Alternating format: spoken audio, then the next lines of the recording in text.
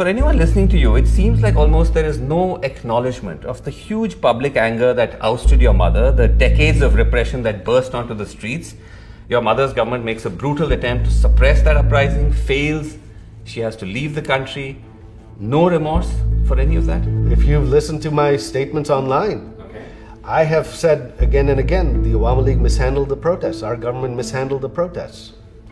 Isn't mishandling a mild word for the killings of hundreds and hundreds of mainly unarmed protesters by the security forces, ordered by your mother? None of it was ordered by my mother. If my mother had been willing to kill protesters, she would still be in power. Mr. Wazir, thank you so much indeed for talking to us. Now, you've been saying that the ban on the Awami League from contesting these elections is undemocratic and illegitimate. And let's agree that sweeping bans on political parties are a bad idea. Many human rights watchdogs say that. But isn't there a great irony here? Because when you complain about rigged elections and unfair practices, that's exactly what the Awami League has been accused of doing for years in order to win elections. This is true, the accusation, but you look at the facts. Okay. The Awami League never banned anyone, first of all. We have never imposed a ban on any political party. It was a court decision, it was an appeal from a third party. Sure. That upheld that Jamaat's constitution conflicted with our constitution. You're referring to the ban on the Jamaat-e-Islami, Right. which is one of the major political parties in Bangladesh. Yeah, but the Awami League government never officially banned Jamaat. Okay, you didn't ban anybody, but at the same time, and this is just one of many different sources I'm going to cite, Human Rights Watch says that the Hasina-led government has effectively captured key institutions, including the Election Commission. The US State Department said that the 2024 elections, the last election, which you won with a landslide, your mother won with a landslide, was not free or fair. The UN's Human Rights Council said the Awami League's election victories were marred by irregularities, violence, and intimidation by security forces. I can keep going. No, I've heard them all. Look, if you look at before the 2018 elections, our polls, the Americans' opinion polls, showed the Awami League was going to win by a landslide. None of us wanted any irregularities. There were people in the administration that took it upon themselves. My mother and I, from the party side, we were furious. We wanted a clean election because we were going to win anyway. Our opinion polls, I myself run our polling for our party. We polled 160 constituencies. Right. In those 160 constituencies, which were the battleground out of 300, our minimum margin of victory was 30%. So there was absolutely no reason. Now the 2024 elections, there was no rigging. Now, unfortunately, our opposition decided to boycott. No, but hold on. The argument could be the opposition was boycotting because of the climate. The environment was such that it wasn't free and fair. They were saying that these were marred by violence, intimidation by security forces. The Election Commission has been captured by your mother's government. Those are very serious charges. The Election Commission was nominated and selected from a committee, not by our government. Okay. If you look at what's happening now, why are these same observers not saying anything? You have the elections with the major party banned. You've got now evidence is coming out online of postal ballots, hundreds of postal ballots being stuffed. So actually, some of these bodies have questioned the ban. They have critiqued the ban. But as I said, that doesn't take away from the fact that the Awami League's own record when it comes to elections is marred not just by irregularities. These are serious malpractices. But I want to move on. I want to come back to the ban. Because one of the reasons for the ban is the government says you're inciting violence in these elections. And that's true, isn't it? Because you've said in interviews that we will not allow elections without the Awami League to go ahead. We will do whatever it takes. If the government's crack down on our protests, then it's going to lead to violence. I'm warning of it. Right. You stand by this. But yes, well, when you push someone into a corner, what's going to happen? We don't want violence. We're not even being allowed to protest. So what violence is the Awami League committing right now? I'm talking about the threat. Yes, I understand. What I'm saying is if you back someone into a corner, you do not leave them any options. what are they going to do? The option could be to tell your protesters not, or your supporters not to respond to provocation. As a responsible Our political party, supporters- you can say, let me just make the argument. You can tell your supporters, don't take the violent path, regardless of the provocation. Because otherwise, you're actually making the government's case for them. Because they will look at what you're saying and say, listen, this is why we need to ban them, because the Awami League has gone rogue. So again, anything that this regime is doing, all the violence they have committed, that's okay? Two wrongs don't make a right. Right now, you have, since the protests of last July, hundreds of our activists have been killed. 30 some odd have been killed in custody. A Hindu gentleman, a minority leader of our party, was killed in jail under custody just the past week. So you say two wrongs don't make a right. When again, But then when you that's suppress someone by force, you do not give them any other option. As What's I said, going to happen? No, but Mr. Wazir, don't you believe that by using this kind of rhetoric, you are actually then endorsing the view that the Awami League deserves to be banned? Because of, as I said, the fact that you're holding out this threat of violence. Let us contest or else. I did not threaten violence. I said that if you suppress the protests with violence, of course there will be violence. I did not ask my protesters to attack. Okay, you're now somewhat quibbling with semantics. But when you said that there hasn't been any violence so far, authorities in Bangladesh actually say that's not true. They say the Awami League was behind the assassination of the youth leader Sharif Osman Hadi just weeks ago while he was campaigning in Dhaka. Is that true? Was the Awami League behind his killing? Of course not.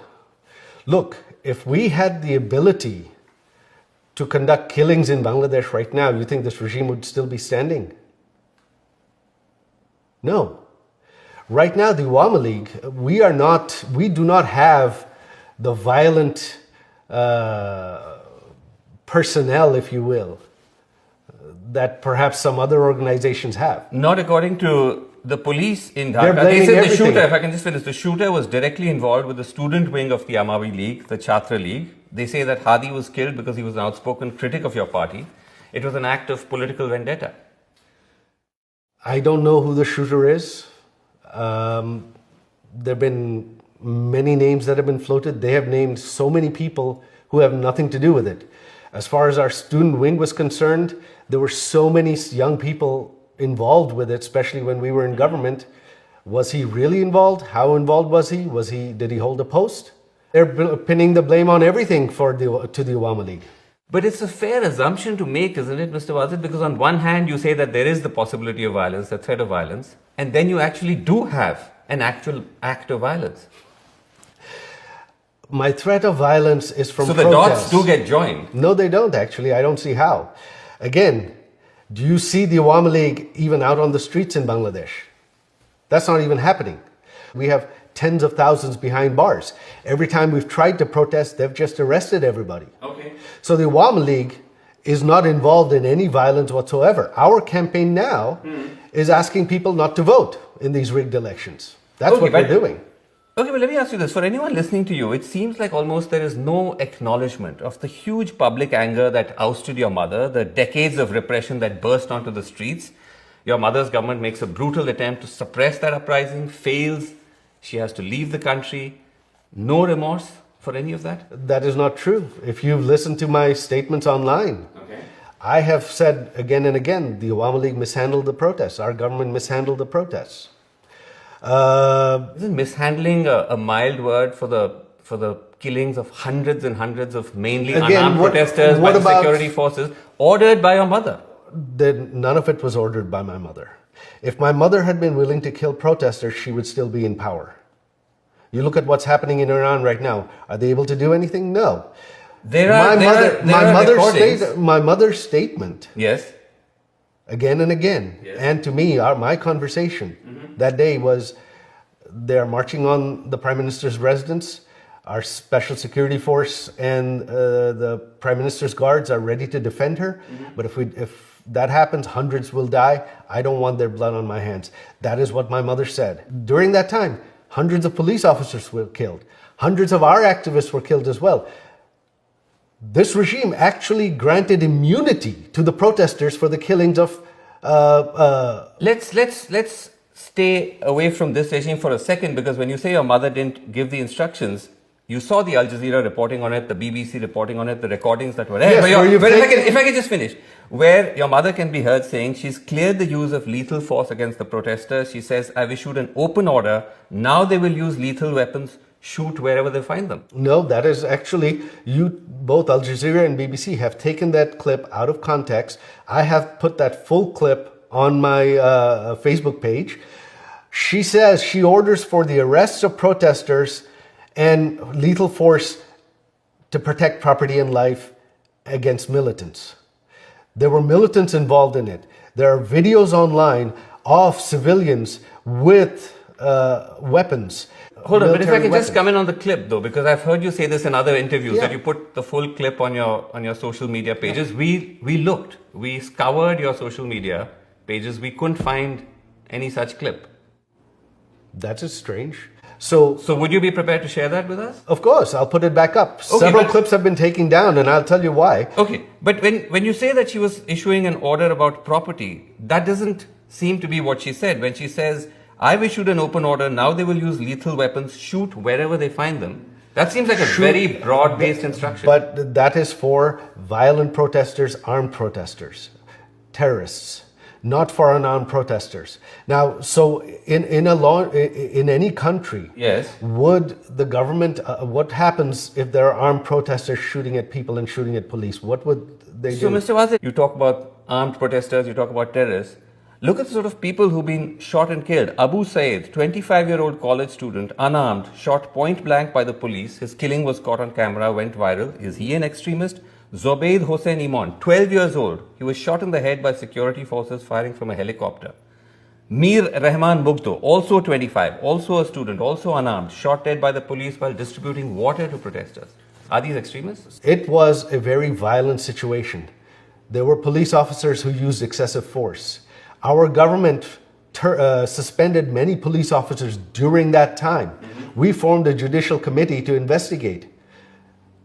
Why weren't those investigations continued? Would you be willing to apologize to the families of all of these protesters, including Zobaid Hossein Iman, Mir Rahman Mugdo, Abu Saeed? Would you be willing to apologize My to the mother families? met with Abu Said's family right after it happened.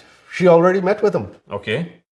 During that time, before our regime fell, my mother met with several of these families. She promised them full investigations, full accountability. But for the most part, though, multiple investigations, multiple watchdogs have found that the majority of the 1,400 who were killed were innocent, unarmed protesters. So that's a huge... Yes, I know. That's But a according huge to the lapse, isn't government's there? own number, the number is about 800.